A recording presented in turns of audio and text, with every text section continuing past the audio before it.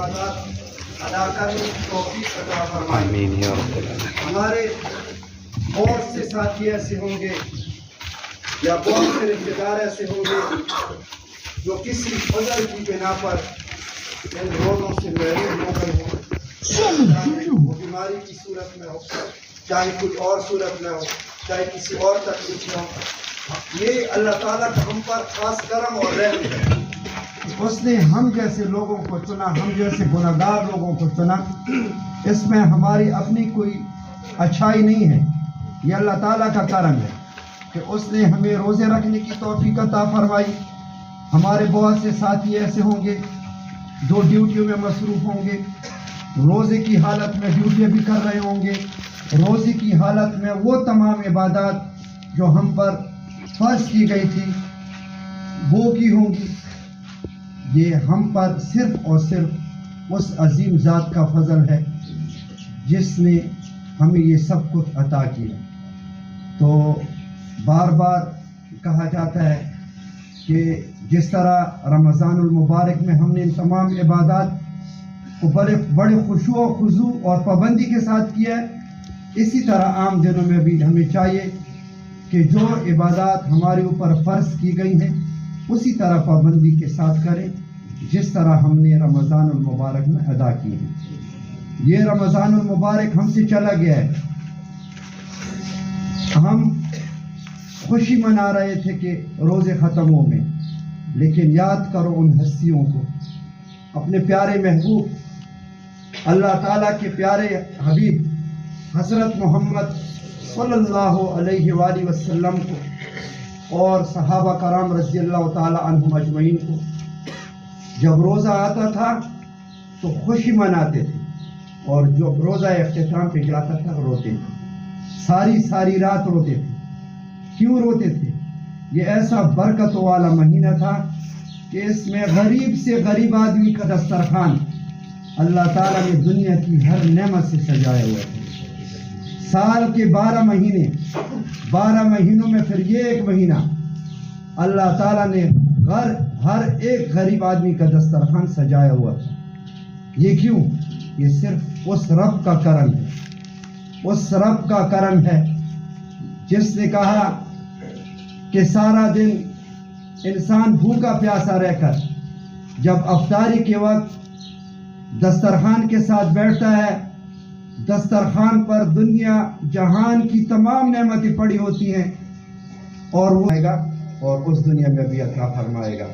تو نماز کا ٹائم پورا ہے، تو الحمدللہ سب ساتھیوں کو پتہ ہوگا آج کل سوشل میڈیا کا دور ہے، اس کے علاوہ بھی پتہ ہوگا سوشل میڈیا پہ بھی نماز کے طریقے آئے ہیں، سب کو نے دیکھا بھی ہوگا، لیکن پھر بھی جن ساتھیوں کو پتہ نہیں ہے تو ان کو بتا دیتے ہیں۔ تمام ساتھی غور سے سنیں، اور انشاءاللہ نماز کے لیے صفیں جب بنے گی تو کوشش کرنا کہ کندھے سے کندھے ملا کے کھڑا ہونا، سب کو سیدھا رکھنا، یہ بھی جو ہے نا نماز کے آداب میں شامل ہے۔ تو تمام ساتھی کوشش کریں، جو ساتھی ہمارے پیچھے بیٹھے ہوئے ہیں ان کے لیے کسی قسم کی دشواری نہ ہو۔ تو مجھ سے اگر کوئی ایسی بات ہو گئی ہو، کوئی غلطی ہو گئی ہو، کوئی سختی ہو گئی ہو، کوئی ایسی تیز بات ہو گئی ہو، تو میں آپ سب لوگوں سے معذرت خواہ ہوں، آپ سب لوگوں سے معافی چاہتا ہوں۔ انسان ہے، ہو جاتا ہے، دل نہیں چاہتا، لیکن بعض دفعہ انسان کے منہ سے نکل جاتا ہے۔ بعض ایسی باتیں ہوتی ہیں کہ جو دل پر نہیں لائی جاتی، دل میں نہیں ہوتی، لیکن اکثر زبان پہ آ جاتی ہیں۔ ہو جاتی ہے ایسی بات، صفوں کے برابر کرنے پہ کوئی ایسی بات ہو گئی ہو جو آپ لوگوں کی بری لگی ہو۔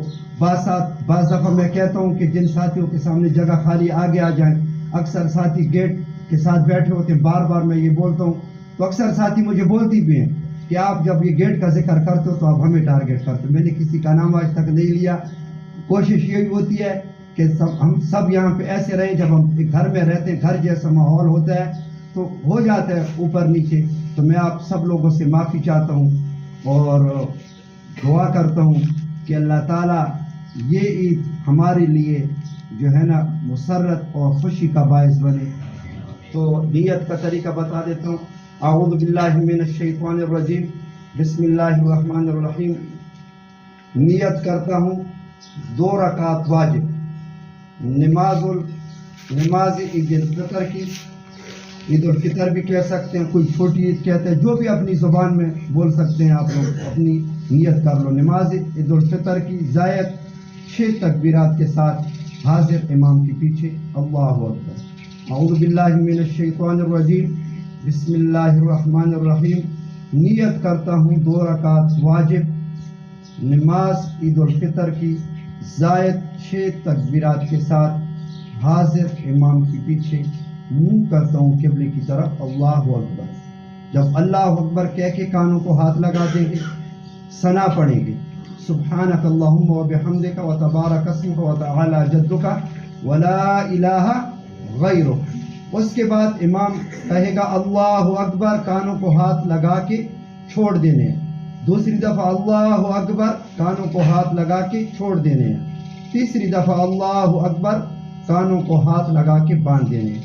اس کے بعد تعوذ، بسم اللہ اور قرات کے بعد پہلی رکعت جب مکمل ہو جائے، اسی طرح دوسری رکعت شروع ہوگی۔ دوسری رکعت میں امام سورہ فاتحہ سورہ پڑھ کے، یعنی رکوع میں جانے سے پہلے اللہ اکبر کہے گا، کانوں کو ہاتھ لگا دینا ہے، ہاتھ چھوڑ دینے ہیں۔ دوسری دفعہ اللہ اکبر کہے گا، کانوں کو ہاتھ اٹھا کے لگا کے چھوڑ دینے ہیں۔ تیسری دفعہ اللہ اکبر کہہ کے ہاتھ چھوڑ دینے۔ چوتھی دفعہ اللہ اکبر میں ہم نے رکوع میں جانا ہے۔ تو یہ 2 رکعتیں مکمل جب ہو جائیں، اس کے بعد پھر خطبہ سننا یہ بھی واجب ہے، یہ سننا ضروری ہے۔ تو تمام ساتھیوں سے گزارش ہے کہ خطبہ بھی سنیں اور دعا میں بھی شریک ہو۔ ہمارے بعض ساتھیوں نے خصوصی طور پہ درخواست کی تھی، ہمارے سنی اقبال بھائی کی والدہ کا انتقال ہوا تھا، اس کے لیے خصوصی دعا کرنی ہے۔ ہمارے محترم ظہیر صاحب کی والدہ کا انتقال ہوا تھا، اس کی والدہ کی مغفرت کے لیے دعا کرنی ہے۔ ہمارے جو میس کے جو ہماری خدمت کی ہیں اس رمضان المبارک کی پورے مہینے میں، آصف کوک کی بیٹی کا انتقال ہوا تھا، اس کے لیے دعا کرنی ہے۔ ہمارے محترم ڈائریکٹر صاحب کے جو پی ہیں طاہر حمید صاحب، اس کے چھوٹے بھائی کا انتقال ہوا تھا، اس کے لیے دعا کرنی ہے۔ اس کے علاوہ جن ساتھیوں کے کوئی رشتہ دار فوت ہو گئے ہوں، شاید بولا بھی ہو، مجھ سے بھول گیا ہو، تو میں معذرت خواہ ہوں، سب کے نام باری باری نہیں لے سکتا، تو ان تمام کے لیے دعا کرنی ہے، اپنے اہل و عیال کے لیے دعا کرنی ہے، اور خاص طور پر ان لوگوں کے لیے بھائی پتہ نہیں وہ تھے جیسے آئے بھائی نہیں صاف نہیں کر رہا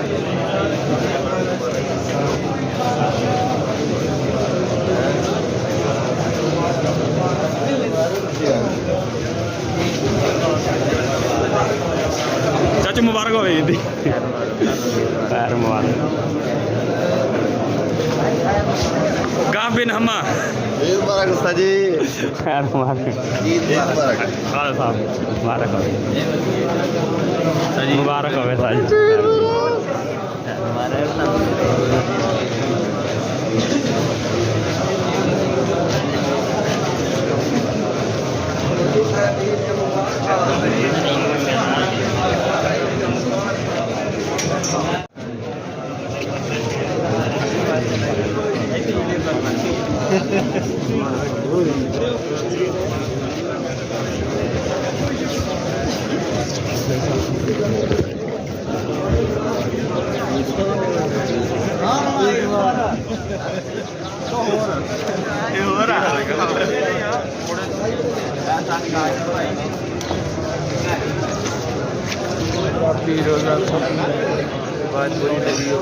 السلام علیکم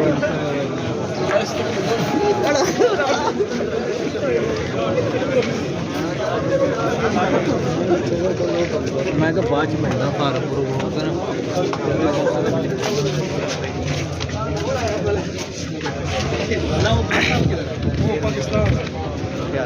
مبارک ہو گئی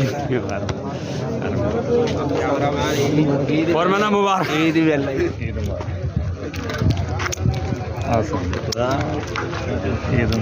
استاد جی کتنا دیر لاتے کہ کمرہ شمرہ ڈسو ہے کوئی چوری چوری آ ونجوں ہے میں سامنے کمرہ ہے سائڈ پہ نا، نہیں ہوتا سر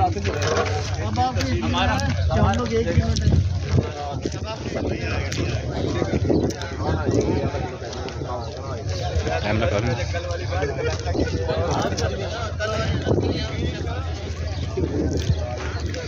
पूरी